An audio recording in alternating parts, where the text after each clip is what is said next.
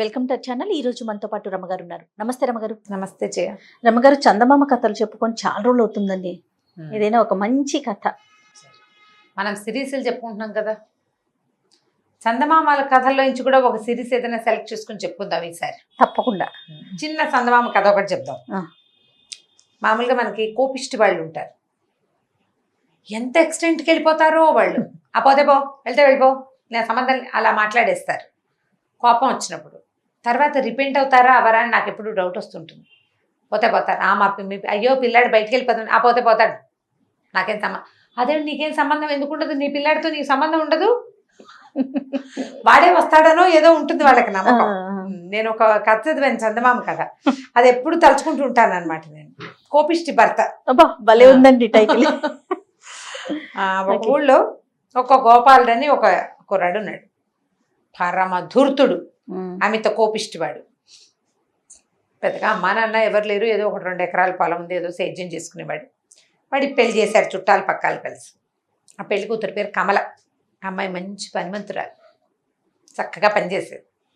కానీ వీడికి అన్నిటికీ కోపం వచ్చేది. మాట్లాడితే దుర్భాషలాడి తిట్టేవాడు, ఏదో ఒకటి అంటాడు. ఎంత పని చేసినా మెప్పు లేదు. కోపం వచ్చిందో వాడు ఏదో ఎందుకు కోపం వస్తుందో తెలీదు, కోపం వచ్చాకపోదు, నోటికి ఏదో ఒకటి అంటాడు. మామూలుగా కోపం వచ్చిన వాళ్ళు ఏం చేస్తారు, జనరల్గా అరుస్తారు, విసిరేస్తారు. మల్లాది వెంకటకృష్ణమూర్తి గారు రాసిన ఒక కథలో కోపం వస్తే ఆయన అన్నం ఎక్కువ తినేస్తాడు. కోపం ఎవరి మీద చూపించాడు, ఆయన ఎక్కువ అన్నం తినేస్తాడు. ఆయన అన్నం ఎక్కువ తినేస్తున్నాడు, పక్క వాళ్ళకి మిగలదు, తినేస్తున్నాడు అంటే ఆయన కోపం వచ్చినట్లు. ఆయన ఏం చెప్పడు పైకి, ఆయన అన్నం గబగబ తినేస్తాడు. అన్నం అయిపోయిందని ఆవిడ రెండోసారి మళ్ళీ వండుకుంటూ ఉంటుంది. ఆ కథ కూడా నాకు చాలా నచ్చింది అనమాట. ఎంత బాగుందో నిజం కదా. వాళ్ళ మీద వీళ్ళ మీద చూపించకుండా కొంతమంది కోపం వస్తే అన్నం తింటూ మానేస్తారు. కోపం వస్తే అన్నం తింటాం మానేసి వాళ్ళు మా దగ్గర బోళ్ళంత మంది ఉన్నారు. కోపం రాగానే వాళ్ళకి ఆకలి అయిందంటే, కోపం వస్తే ఎక్సైట్మెంట్ లోపల ఒక ఉద్రేకం కదా, ఇంకా ఆకలిస్తుంది. అవును, మొండితనానికి మానేస్తారు అంతే, అది నిజం. అందుకే కోపం భోంచేస్తున్నారు అని చెప్తారు మన వాళ్ళు. ఈ కోపిష్టి భర్త కథలో ఇతను తెగ తిట్టిపోసేవాడు. ఆ అమ్మాయి ఏడ్చేది, ఏమిటి ఇట్లా ఎంత తిడతావు, ఎంత పని చేసినా నీకు మెప్పు లేదు, పో అంటే బయటికి పోతాను కదా, ఎప్పుడు ఇట్లా తిడుతూ ఉంటే ఎవరి వల్ల అవుతుంది అని అంటూ ఉండేది. ఒకరోజు ఎప్పుడు ఆ అమ్మాయి ఈ మాట అనగానే మొగుడు అన్నాడు, పో ఎక్కడికి పోతావు, అయితే వెళ్ళిపో, మా ఇంట్లో ఉండక్కర్లేదు నువ్వు అన్నాడు. ఠకీమని చీపురు అక్కడ పడేసి నడిచి వెళ్ళిపోయింది బయటికి. అంత విరక్తి పుట్టించేసాడు అనమాట. ఆ ఎక్స్టెంట్కి తీసుకురాకూడదు కదా. వెళ్ళిపోయింది బయటికి. వెళ్ళిపోయింది. ఇతనే అనుకున్నాడు, ఏ పక్కింటో వెనకింటో కూర్చుంటుంది, కాసేపు అయ్యాక వస్తుంది అనుకున్నాడు. చూశాడు, రాల. చీకటి పడింది, రాలేదు. అయ్యో బాబు ఏదో అయింది అనుకున్నాడు. సరే ఏం చేశాడు, వాళ్ళ మేనమావల ఇంటికి వెళ్ళాడు. మేనమావల ఇంటి పక్క ఊళ్ళు. ఏమనుకున్నాడు, కోపం వచ్చి వాళ్ళ మేనమావల ఇంటికి వెళ్ళిపోయి ఉంటుందని ఊహించాడు. ఆ మేనమావలు పాపం, ఇది అమ్మాయికి అమ్మ నాన్న లేరు. ఆ మేనమావలు రాచి రంపాన పెట్టేవారట దాన్ని చిన్నప్పుడు. ఓహో, అమ్మయ్య పెళ్ళయింది బతికిపోదానరా దేవుడా అని మొగుడు దగ్గరికి వస్తే వీడేమో ఇలా తిట్టిపోసి కాల్చుకు తింటాడు. వాళ్ళ ఇంటికి కూడా వెళ్ళాల. వాళ్ళు ఏమన్నారు, అదే అబ్బాయి పర్వాలేదు అమ్మా, ఇక్కడికి వస్తే మేము పంపిస్తానులే అన్నారు. సరే మర్నాడు ఆ దారిలోంచి అతను తిరిగి వస్తుంటే ఒక బండి రాములని వాళ్ళ ఊళ్ళో బండివాడు ఉన్నాడు. ఆ బండివాడు అన్నాడు, మీ ఆవిడ ఫలానా ఇంత ఈ రంగు చీర కట్టుకుని ఇంత ఉంటుంది అమ్మాయి అయినా, నేను రామాపురంలో దింపాను అమ్మాయిని అని చెప్పాడు. బండి వెళ్తుంటే అడిగింది, ఎక్కడికి వెళ్తున్నావు అన్నాని, రామాపురం వెళ్తున్నానన్నాను, బండి ఎక్కించుకున్నాను, రామాపురంలో ఎవరింటికి వెళ్తావని అడిగాను, ఎక్కడో చోట దింపు, నా దారి నేను వెళ్తానంది, అక్కడెక్కడో మధ్యలో దింపాను, అమ్మాయి దగ్గర బట్టలు లేవు, డబ్బులు లేవు, ఏమీ లేవు, ఒట్టి చేతులతోటే వచ్చింది, ఫోన్లే ఆడకూతురని అక్కడ దింపేశాను అన్నాడు. అక్కడి నుంచి ఎవరింటికి వెళ్ళిందో వాడికి తెలియదు.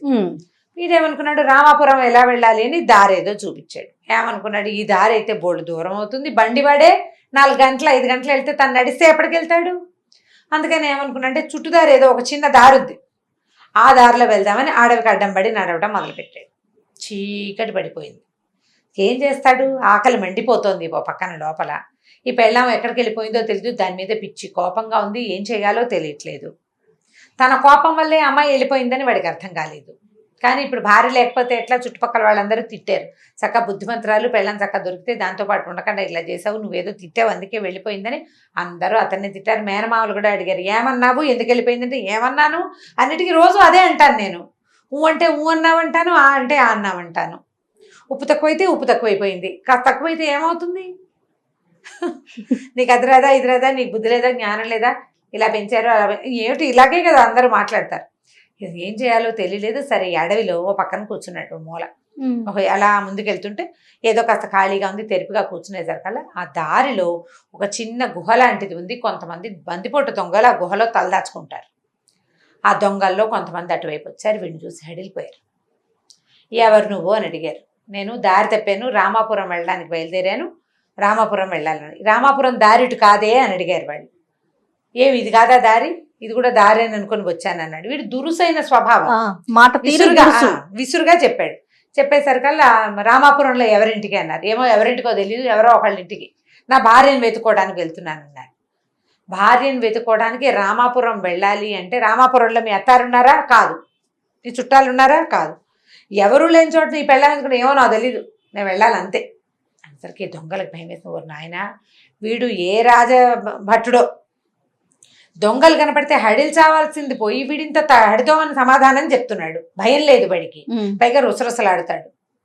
సరే ఏం ఆలోచించుకున్నారు వీళ్ళంతా. ఓ పక్కకి వెళ్ళి, ఒరే బాబు వీడి సైనికుడు, ఏదైనా లంచం ఇచ్చి వీడిని వదిలించుకోవాలి అని చెప్పి ఏం చేశారు, బాబు నీ పుణ్యం ఉంటుంది, నువ్వు ఇప్పుడు కనుక ఏలేసావో గీలేసావో మీ సైనికులంతా పటాలం వచ్చి పడిపోతుంది, మా మాట విను, నీకు రామాపురం వెళ్ళే దారి మేము చెప్తాము, మళ్ళీ ఇటు రాబోక ఇవి తీసుకో అని ఒక ఇంత మూట మణులు మాణిక్యాలు ఉన్న ఇంత మూట ఎత్తిపడి చేతిలో పెట్టారు. దగదగలాడిపోతున్నాయి రాళ్ళు. ఈ మూట ఉంచుకో, మీ వాళ్ళు ఎవరికి ఇవ్వద్దు, నువ్వు మళ్ళీ ఇటు రావద్దు, మేము ఎలాగో ఇక్కడ ఉండం, కానీ మేము ఇంతమంది ఉన్నామని మా ఆనుపాను గనక చెప్పామంటే రాజభట్లు మమ్మల్ని పట్టేస్తారు, బాబు నాయన నాయన అనేసరికి వీడికి ఆశ్చర్యం వేసింది. ఇదేంటి, నేనే ఇబ్బందుల్లో ఉన్నా, నా ఇబ్బంది ఏదో నేను చెప్తుంటే వీళ్ళు వినిపించుకోకుండా ఈ కొత్త ఇది ఇస్తున్నారు. సరే ఏదైతే అయింది, పెళ్ళాం ఊరు వెళ్ళిపోవటం మనకు కలిసే వచ్చింది. డబ్బులు రొట్టెని పెట్టుకున్నాడు. వాళ్ళు ఏం చేశారు, ఒక దారి దాకా తీసుకెళ్ళి ఇక్కడి నుంచి నువ్వు ఇలా వెళ్తే రామాపురం వెళ్తావు అని చెప్పి పంపించేసి దొంగలు వెళ్ళిపోయారు. ఆ మూట రొట్టెని పెట్టుకుని మెల్లిగా నడుచుకుంటూ వెతుక్కుంటూ వెళ్తున్నాడు. ఒకళ్ళిద్దరిని అడిగాడు, ఫలానా ఊరు నుంచి సీతాపురం నుంచి ఒక అమ్మాయి ఇచ్చింది, ఎవరింట్లో ఉన్నా ఉంటుందా అని. తీరా పీతాంబరం గారిని ఒక ఆయన ఇంట్లో ఈ అమ్మాయి ఉంటుంది. సరే ఆయన బయట వాకిలు ఉడుస్తుంది, ఇతను వెళ్ళేసరికి మొగుడు చూసి గబగబా లేదు లోపలికి వెళ్ళిపోయింది. ఈ లోపల పీతాంబరం గారు బయటకు వచ్చాడు. ఎవరో నువ్వు అంటే మీ అమ్మాయి పనిచేస్తుంది కదా, ఆ అమ్మాయి కోసం వచ్చాను, నా అమ్మాయి నా భార్య అన్నాడు. ఆ పిల్ల చాలా బుద్ధిమంతురాలు, చక్కగా పనిచేస్తుంది, అలాగే అని ఆ అమ్మాయిని పిలిచి అప్పచెప్పాడు. మీ ఆయన వచ్చాడు, మాట్లాడుకోమంటే ఇతను అన్నాడు, కమల క్షమించు, ఇంటికి వెళ్ళిపోదాం అనేసరికి, నా వల్ల కాదు నాయన, నీతో నేను పడలేను, నీ దగ్గర చేసే పని ఇక్కడ చేస్తే వీళ్ళు చాలా మంచివాళ్ళు, ఏదైనా కూర వండితే ఎంతో బాగుందంటారు, ఏదైనా వస్తువు కింద పడితే జాగ్రత్తగా పెట్టుకోమా, కాలు మీద పడుతుంది అంటారు, కానీ నన్ను ఏమీ అనరు, పంచప్రాణాలు చేతిలో పెట్టుకుని పని చేయాల్సి వస్తుంది నీ దగ్గర చేసుకునే చాకరీ ఎక్కడ చేసినా నా జీవితం వెళ్ళిపోతుంది, నేను ఇక్కడే ఉంటాను, నేను రాను నీతోట అనేసరికి నేను మారిపోయాను, నన్ను క్షమించు, మీ మావయ్య వాళ్ళ ఇంటికి వెళ్ళాను, మీ పక్క వాళ్ళందరూ నన్నే కేకలేశారు, నాదే తప్పైపోయింది, వెళ్ళిపోదాం రావా అని అడిగాడు. అడిగితే అమ్మాయి ఏమంది, ఎందుకో అక్కడికి రావటం ఏముంది, 2 ఎకరాల కొండరా, మనకున్నది ఎంత, ఆ 2 ఎకరాల పొలం అమ్మేసి వచ్చేసేయి, వీళ్ళ దగ్గర పని చేసుకుందాం, నువ్వు పొలం పని చేయి, నేను ఇంట్లో పని చేస్తాను, వేడి నీళ్ళకి సన్నీళ్ళు సాయంగా ఉంటుంది, హాయిగా ఆ డబ్బులతోటి ఇక్కడ ఏదైనా పొలం కూడా కొనుక్కుందాము, మనం ఈ ఊరు మంచిది, మనుషులు చాలా మంచి వాళ్ళని అనేసరికల్లా, నువ్వు ఇంకా ఎవరి దగ్గర పని చేయక్కర్లేదు, మన దగ్గర ఎన్ని డబ్బులు వచ్చినాయో తెలుసా అని అన్నగా అది చూపించేసరికల్లా, అంటే నీకు కోపం తగ్గలేదు, నువ్వు దురుసుగా మాట్లాడటం వల్లే నువ్వు పోలీసు అని వాళ్ళు భయపడ్డారు, నీ గుణం మారదు, నీతో కలిసి ఉంటే నా పరిస్థితి ఎప్పుడు ఇంతే, ఈ డబ్బులు పెట్టుకుని నువ్వు నీ ఇష్టం వచ్చినట్టు చేయి, నేను మాత్రం నీతో రాననేసి. దాంతో వీడు చాలా దిగాలుగా, అది కాదు కమల, అక్కడ ఏం చేయాలో తెలియని పరిస్థితిలో భయపడితే వాళ్ళ దగ్గర నేనేం చేయలేక అలా గట్టిగా మాట్లాడాను, నేను నా పద్ధతి మార్చుకుంటాను, నాతో రా, వెళ్ళిపోదాం, మనం పట్టణం వెళ్ళిపోయి ఏదైనా ఇల్లు కొనుక్కుని చిన్న వ్యాపారం ఏదైనా పెట్టుకుందాం, ఈ నగలు అమ్ముకుని అని బతంలాడాడు. సరే అమ్మాయి అంది, నీ ప్రవర్తనలో చిన్న తేడా వచ్చినా నేను వెళ్ళిపోతా, వెనక్కి ఇక్కడికే వచ్చేస్తా, వీళ్ళు పని చేయించుకుంటారు, వీళ్ళు చాలా మంచివాళ్ళు అంటే. సరేనండి, నేను అసలు మార్చుకోను, ఇంకా ఈ కోపిష్టతనాన్ని తీసుకురాను. కోపిష్టతనం ఏమి లేదు, నాకు ఒకలా కావాలి, అందులో చిన్న తేడాన్ని కూడా నేను సహించలేను. 4 రోజులుగా నువ్వు లేకపోతే అన్నం వండుకు తింటాం కూడా నా వల్ల కాలేదు. అప్పుడు తెలిసి వచ్చింది. అప్పుడు నాకు తెలిసి వచ్చింది, నాకు కూడా తెలిసింది, ఒక తోడుగా ఒక వ్యక్తి ఉంటే దాన్ని చెడగొట్టుకోకూడదని నాకు అర్థమైంది. నేను ఇంకెప్పుడు అట్లా చేయనని బాగా బతిమలాడి ఒప్పించుకున్నాడు. సరే, ఆ ఇంటి వాళ్ళు ఏమన్నారు, పిల్ల చాలా మంచిది నాయన, బుద్ధిమంతురాలు, ఎప్పుడైనా అవసరమైతే ఇక్కడికి రండి అని చెప్పి ఇద్దరిని వీడుకోలు పలికేశారు. ఇతను భార్యను తీసుకుని, ఆ గోపాలం ఈ కమలను తీసుకుని సిటీకి వెళ్ళిపోయాడు. ఓ ఇల్లు కొనుక్కుని ఓ చిన్న వ్యాపారం పెట్టుకుని భార్య భర్త చక్కగా పిల్లల్ని కానీ పెంచుకుని స్థిమితంగా ఉన్నారు. ఇక అతను ఎప్పుడు ఈ కోపంగా ప్రవర్తించకుండానే ఉన్నాడు, శాంతాన్ని అలవరుచుకున్నాడు అనమాట. కథ కంచికి మనం ఇంటికి. బాగుంది రమ్మగారు.